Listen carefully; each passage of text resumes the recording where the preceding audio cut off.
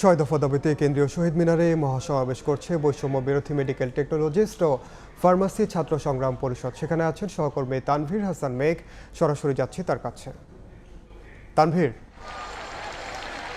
বৈষম্য বিরোধী জাতীয় মেডিকেল টেকনোলজিস্ট ও ফার্মাসিস্ট পরিষদের ৬ দফা দাবিতে কিন্তু কেন্দ্রীয় শহীদ মিনারে এখানে মূলত মহাসমাবেশের একটি আয়োজন করা হয়েছে। সেই ধারাবাহিকতায় কিন্তু আমরা দেখতে পাচ্ছি, নিশ্চয়ই আপনারা আমার ক্যামেরার ফ্রেমে দেখতে পাচ্ছেন, পিছনে কিন্তু মেডিকেল ফার্মাসিস্টের যে সকল শিক্ষার্থীরা রয়েছে সেই সকল শিক্ষার্থীরা কিন্তু তারা কিন্তু মূলত এখানে জড়ো হয়েছেন। এবং এখানকার যে মুখ্য বিষয়টি সেটি হচ্ছে এখানে কিন্তু শুক্রবার দুপুরে কিন্তু একে একে কেন্দ্রীয় শহীদ মিনারে জড়ো হতে থাকেন জাতীয় মেডিকেল টেকনোলজিস্ট ও ফার্মেসি পরিষদের নেতৃবৃন্দ ও শিক্ষার্থীরা। এবং আরেকটি জিনিস জানিয়ে রাখতে চাই যে সারা দেশ থেকে প্রায় 23টি সরকারি আইএসটি শিক্ষার্থীরাও কিন্তু এখানে কিন্তু যুক্ত হয়েছেন। এবং সেই সঙ্গে মূলত দুপুর থেকে কিন্তু সারা দেশ থেকে বিভিন্ন মেডিকেল টেকনোলজিস্ট ও ফার্মাসি পরিষদের শিক্ষার্থীরা কিন্তু এখানে যুক্ত হয়েছেন। এবং সেই সঙ্গে যদি আপনাদেরকে একটু জানিয়ে রাখতে চাই যে মূলত যে 6 দফা দাবি নিয়ে তারা মূলত আজ যে মহাসমাবেশের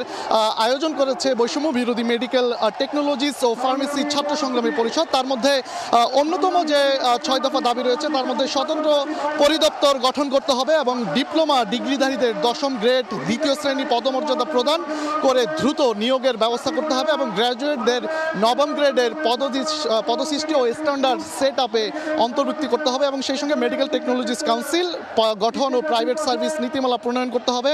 একই সঙ্গে স্বতন্ত্র বোর্ড গঠন ও ছাত্রছাত্রীদের স্কলারশিপ প্রশিক্ষণ ভাতা চালু করতে হবে। আমরা এখানে এসে বিভিন্ন শিক্ষার্থীদের সাথে কথা বলছিলাম, তারা বলছিল যে তারা বেশ কয়েক বছর ধরেই কিন্তু তারা নানা বৈষম্যের শিকার হচ্ছেন। তার প্রেক্ষাপটে কিন্তু তারা সারা দেশে কিন্তু বিভিন্ন সময় কিন্তু তারা সারা দেশে কিন্তু বিভিন্ন জায়গায় কিন্তু তারা মূলত আন্দোলন করেছিলেন এবং সেই প্রেক্ষাপটে কিন্তু তারা স্মারকলিপি দিয়েছে। সেই সুবাদে কিন্তু তারা এখন পর্যন্ত কোনো সদ উত্তর পায়নি, যার প্রেক্ষাপটে আজ কেন্দ্রীয় শহীদ মিনারে কিন্তু তারা একটি মহাসমাবেশের ডাক দিয়েছে। পরবর্তীতে তারা অনুষ্ঠানের যে কার্যক্রম সেই কার্যক্রম শুরু হলে পরবর্তী কী পদক্ষেপ বা কী কর্মসূচি নিবে সেটি আমাদেরকে জানাবে, তখন আমরা পরবর্তী আপডেট জানিয়ে দিতে পারবো। তো এই ছিল আমার কাছে কেন্দ্রীয় শহীদ মিনার থেকে সবশেষ।